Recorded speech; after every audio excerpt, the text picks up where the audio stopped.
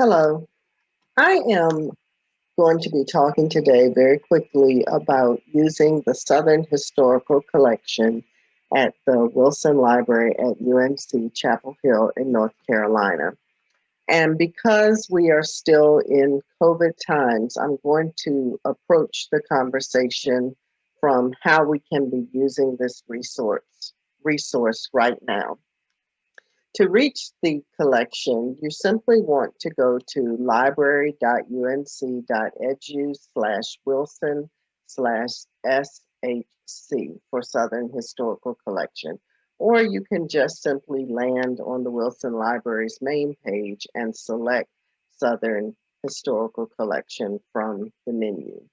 Once you have reached the Southern Historical Collection, you're going to want to click on Research. Now, I am suggesting that, especially now when things are as different as they are, that you first look at Prepare for an Online Visit in spring of 2021. That's going to explain to you any updated decisions that the library has made regarding opening or regarding requesting materials. Right now, the Wilson Library is completely closed to the public. However, there is a lot that you can do online. There are finding aids, which we're going to look at in a minute, that you can access online. And then you can request, and they encourage you to request that that copies be sent to you. You have to have a research account set up to do that, but it's very easy to set it up. And then you can request digital copies of any materials that you want.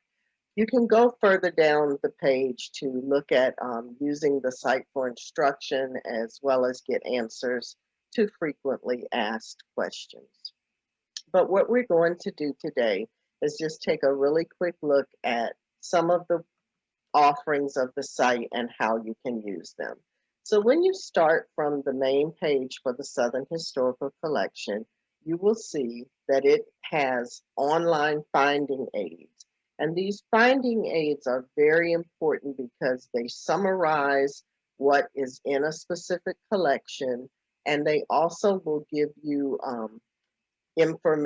broad information about the number of items in the collection, what types of items are in the collections, whether they're photographs, papers, recordings. You can even get information about how to cite each collection, the accession information, who gave it and when it was given, any restrictions on using the collection, and then most importantly for right now, whether any of the items in the collection have been digitized and are available online. So we're going to look at two things today. We're going to look at how to do a search, and then we're going to look at what the benefits can be of browsing a collection. So first, to do a search, you see that it has the search bar right here. And the first search that we're going to do is just a search for a name. So I'm going to type in Yarborough, which you know is one of my surnames, my maiden names. And you can see that it's telling me that it has 28 results for the name Yarborough with the spelling that I have put in. It's very interesting thing that I've noticed that as I was preparing to do the research quickie over the last few days, each time I put in Yarborough, it gave me a different response for the number of results. So that's something I'm not too sure about because once it was 70, once it was 47, and right now it's 28. So that's something I would have to check with the library about to see why that's happening. But as you can see, it's showing me all of the sets, all of the collections where the name Yarborough with that spelling is relevant.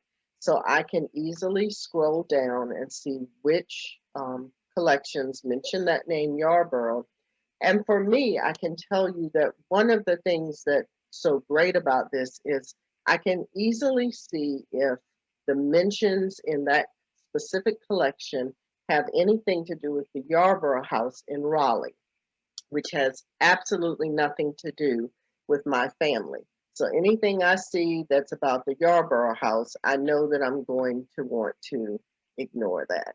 So you just go on down and you scroll and get just a little brief kind of snippet from it. If you want to know more, then you would just click on whichever item it is. It's going to show you the collection number. This is the finding aid.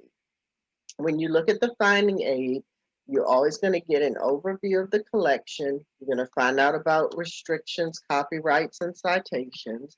You're going to get subject headings, meaning these are other headings that this collection would come up under. You'll get biographical information if relevant to the collection, scope and content summary, and this one is rather small. They can be quite long. And as you go on, you get to the actual series and folder information. So this collection has a two-part series. The first part is audio recordings, and the second part is documentation. And as you scroll down, you can see that these are audio recordings that they're digitized. It tells you right here, which means you'll be able to click on them and hear the audio recordings. And that's what is in series 1. And as you make your way down, you'll get to series 2, which is the documents. I think I'm there yet. I picked an odd one because they're not usually audios, but here's the documentation. And the documentation is in 4 different folders. When we're looking at, I should have chosen a family folder, family papers, because it gives you a whole lot more information, but you'll see that in a minute. So you can see there's no digitization done on these folders. So that might be something that you would have to write in if you were interested in it to get more information about from the library. Okay. So that's what happens when you do a search. And I don't have enough time to show you another one in that category, but that's what happens. Now, the other thing that you can do instead of doing a search is you can do a browse. I actually do this 2 or 3 times a year with the Southern Historical Collection because when I'm browsing, I never finish the whole thing. The items are listed in alphabetical order, and hopefully it's going to load. I've been having some trouble with this every day when I've been getting ready for this. Usually it comes up in just a second. But on the browse, oh yeah, I have to do that. The items will load, hopefully, and you will see that they're in alphabetical order and by the name of the collection. And if you want to know, you can just scroll right down, the A's, the B's, the C's, and so on. And what I have learned is that when I start with the A's, I never make it to the Z's because this is hours and hours worth of browsing. You're browsing every single thing in the Southern Historical Collection. So the lesson I've learned is to come back and start maybe in the middle and then go back towards A, or start in the middle and go towards Z, or sometimes I start at the very end with Z and work my way backwards for a little while. And I try to keep a record of what I've done so that I don't do the same thing the next time. So if you see a title that interests you, all you have to do is click on it for the abstract, and you'll get a brief summary, a brief abstract about the collection. And then just as before, if you want to know still more, then you just click on the name of the collection. It takes you to the finding aid. It will let you know if there's any digital content available so that when you scroll down, you can be looking for the digitized content. It gives you the collection overview, just as mentioned before, the restrictions and copyrights, the subject headings, the biographical information. A lot of times, just what you need is right in that biographical information. And then it lets you know the scope and content of the collection. So this collection has papers from 1853 to 1882. And what you can see here is that these have been digitized. So when something has been digitized, all you have to do is click on it. This is a very small collection. You just click on it and it's going to open up the digitized content, and then you just click wherever you would like to begin with the digitized content. It will show you like a small photo of it. All you do is click here to make it full size, and there you go. And then you're able to save these or print them out if you need to. And you can move through it just by clicking the arrows. Or if you don't want to read every single thing, you can go back to the little thumbnails and just select whatever it is you would like to look at. So there's that. Okay. Now, the last thing that I want to talk about is the fact that when you are doing this is the Neal family papers, which is very relevant to my family research, and actually has been digitized quite a bit, although the actual folder that most of what I have found, because I've visited this collection in person, most of what I have found has not been, that was relevant to my family, has not been digitized. But anyway, let's say this is a collection that you have an interest in. If you notice over here to the side, it says request this collection. So once you have an account with Wilson Library for the Southern Historical Collection, you can click request this collection, and you're actually going to see that I've already requested this collection, but your username and password will come up, and you just click on it.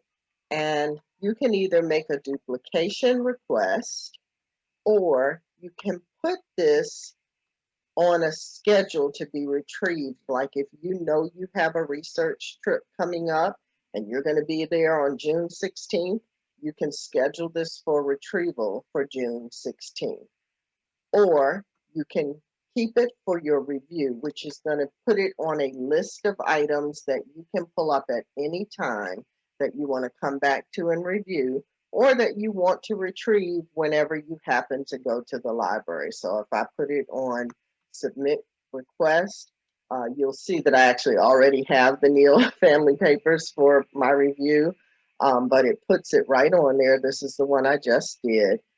You can see that I have also put the Lucy Tunstall Alston Williams papers, folder 25, because the finding aid helped me to know exactly where the information I need to look at is, and it's in folder 25. Same with the William Eaton papers. I need box 1, folders 1 through 6. So when I do go to the Wilson Library again, all I have to do is pull this up on the computer, on their computer, or have them put it in by my name, and it will show them exactly what materials I need to have pulled on my visit that day. Also, if I know that I'm coming, I can go in and change it from just being held for review and make it a specific date for a retrieval. So that's something I wanted to make sure that everyone knew how to do. So that's just a quick look at the Southern Historical Collection. It is just a fabulous resource. Oh, there was, very quickly, there was one other thing that I did want to show you. And that was, I wanted to show that you don't have to just search for names. You can search for locations. So I have a lot of family from Lewisburg, North Carolina.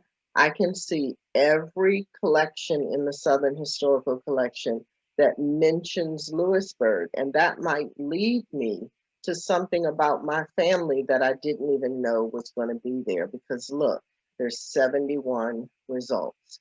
So you can do a location. You could also search for a key word, like Let's say I want to search for slavery.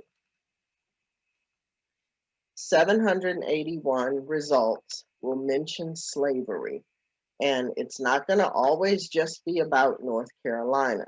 So you can browse through those and see if you find something of interest. And then the last search that I want to mention to you is that you can search for information from other states. So let's say I want to see what's in the collection that mentions Tennessee. Well, look at this, 860 results in the Southern Historical Collection will mention Tennessee, and you can browse through those. I know this might interest me because I am a descendant of the Polk family. So, you might find something that you weren't expecting to be there just by searching for different terminology. So that's just a brief look at the Southern Historical Collection at the UNC Library at Chapel Hill.